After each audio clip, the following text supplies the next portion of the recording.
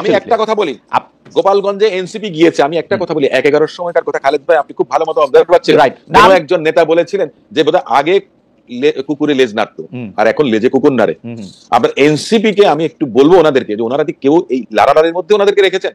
যদি সেটা করেন সেটা বাংলাদেশের জন্য, বাংলাদেশের ভবিষ্যতের জন্য ভালো হবে না। সুযোগটা অন্যরা পাবে। ওসিফ ভাই আপনাদের কি হয়েছে? আপনারা এনসিপির পিছনে, জামায়াতের পিছনে এরকম ভাবে লাগছেন কেন? আমরা সত্যি ওসিফ আপনি একটু নিরপেক্ষভাবে একটু দেখেন। সত্যি সত্যি এই যে আপনি একটা এটা বোধহয় এটা আমি একটা হলিউডের মুভিতে দেখছিলাম, তারপরে এটা সালাউদ্দিন কাদের চৌধুরী যেহেতু অনেক এইসব মুভি টুভি দেখে থাকেন, তিনি এটা খুব ভালোভাবে কইছিলেন। কিন্তু এই কথাটা তো একটা মানে আপনাদের এত আদরের এই কিছু বাচ্চাদের জন্য এটা একটা খুব মানে লাকসই কথা। না, আমি আপনাকে একটা কথা বলি, আমাদের দলের নেতা জনাব তারেক রহমান সাহেব, আমাদের দলের মহাসচিব সাহেব থেকে আরম্ভ করে এমনকি আজকে তো অফিসিয়াল স্টেটমেন্ট এসেছে, গতকালও এসেছে, কিন্তু আমাদের দলের সর্বস্তরের নেতা কর্মীরা বলেছেন যে এনসিপির পাশে দাঁড়ানোর জন্য। গোপালগঞ্জে যে ঘটনা ঘটেছে নগ্ন নেক্কারজনক, এটার জন্য তো রাষ্ট্র দায়ী। রাষ্ট্র মানে কি জানেন? আচ্ছা, রাষ্ট্র দায়ী বলে আসি। ওসি ভাই আপনি শুধু একজন জুরিস্ট হিসেবে আমাকে এটা বলেন তো, রাষ্ট্র যে এটা দায়ী, আমি মাসুদ ভাইকে ওই প্রশ্ন করছিলাম যে এইটা কি রাষ্ট্রের সামর্থ্যের অভাব নাকি রাষ্ট্র এটা ইচ্ছা করে করে নাই? মানে মাসুদ ভাই আমাদেরকে, আপনি তখন আমি একটা কথা বলেছিলাম যে রাষ্ট্রের সামর্থ্যের অভাব না, রাষ্ট্রের সামর্থ্যের অভাব, রাষ্ট্রের সামর্থ্যের অভাব না। আমি যে কথাটা বলেছিলাম আপনাকে একটু আগে, যে লেজে নাড়ে কিনা, লেজে নাড়ে কিনা, সে লেজ কারা ভাই খুলে বলেন না ভাই, বুঝি না তো লেজ কারা। আমি তো বলছি যে এর মধ্যে তার মধ্যে রাষ্ট্রেরও আপনার থাকতে পারে, অন্য কেউ আপনার করে থাকতে পারে, এক্সটার্নাল অ্যাফেয়ার্স এখানে ইনভলভ থাকতে পারে, ইন্টারনাল ডিস্টারবেন্স যারা চায় নির্বাচন প্রলম্বিত হোক কিংবা দীর্ঘায়িত হোক কিংবা নির্বাচন না হোক, মোদ্দা কথা বিএনপি ক্ষমতা না আসুক।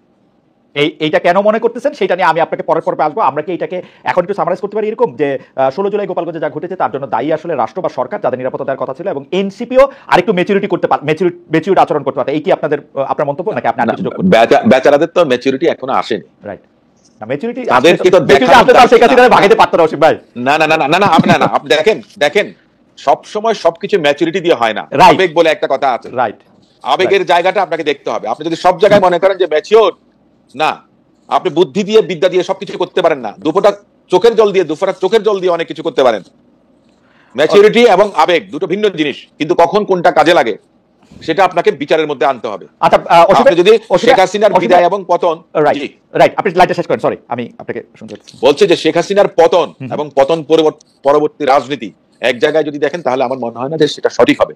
আমি ভুল করতে পারি, কিন্তু আমাকে দেখিয়ে দেবার দায়িত্ব আপনার, আমাকে দেখিয়ে দেবার দায়িত্ব অন্যান্য যারা সিনিয়র আছেন তারা। রাইট, এনসিপি ভুল করছেন বা এনসিপি ভুল করতে পারেন বা একটা পরিবেশ পরিস্থিতি তৈরি হতে পারে, ডিটারিয়েট করতে পারে, সেটা দায়িত্ব ছিল সরকারের গোয়েন্দা সংস্থা। জি, তাদেরকে সেটা ফাইন্ড আউট করা উচিত ছিল, সরকারকে অ্যাডভাইস করা উচিত ছিল। আপনার বক্তব্য পরিষ্কার, আপনি একটা মুরব্বির জায়গা থেকে